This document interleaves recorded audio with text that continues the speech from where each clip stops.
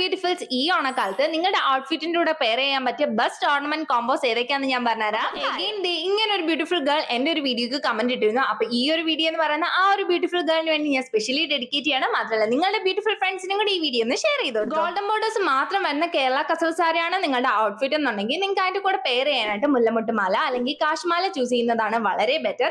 അതിന്റെ കൂടെ പെയർ ചെയ്യാൻ നിങ്ങൾക്ക് ആന്റിക്സിന്റെ ജിംകാസ് അതല്ലെങ്കിൽ സ്റ്റഡ്സ് ചൂസ് ചെയ്യുന്നത് വളരെ നല്ലതായിരിക്കും. ഇതൊരു ട്രഡീഷണൽ ടച്ച് നിങ്ങൾക്ക് തരുന്നതായിരിക്കും.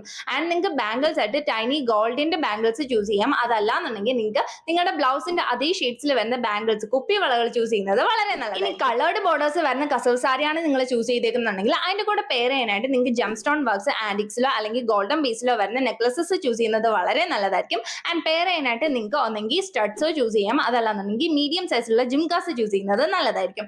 ആൻഡ് പെയർ ചെയ്യാനായിട്ട് ബാംഗിൾസ് ചൂസ് ചെയ്യുമ്പോൾ ഒന്നോ രണ്ടോ സ്റ്റോൺ വർക്ക് വരുന്ന ബാംഗിൾസ് ചൂസ് ചെയ്യുന്നതാണ്. ഇനി കളേർഡ് ധാവണീസ് ആണ് നിങ്ങളുടെ ഔട്ട്ഫിറ്റ് എന്നുണ്ടെങ്കിൽ മാക്സിമം നിങ്ങൾക്ക് സിമ്പിൾ ആയിട്ടുള്ള ആന്റിക്സോ അല്ലെങ്കിൽ സെയിം കളറിലുള്ള ഓർണമെന്റ്സോ ചൂസ് ചെയ്യും. നിങ്ങളുടെ ഔട്ട്ഫിറ്റിന്റെ റോസ് ഗോൾഡ് സിൽവർ കസവ് ബോർഡേഴ്സിന്റെ ഒക്കെ കൂടെ എങ്ങനെ കറക്റ്റ് ആയിട്ടുള്ളതും അതുപോലെ നിങ്ങളുടെ ബ്ലൗസ് ഡിസൈൻസിന്റെ കൂടെ എങ്ങനെ കറക്റ്റ് ആയിട്ടുള്ള ഓർണമെന്റ്സ് സെലക്ട് ചെയ്യണമെന്നുള്ള വീഡിയോസ് വഴിയേ വരുന്നുണ്ട്.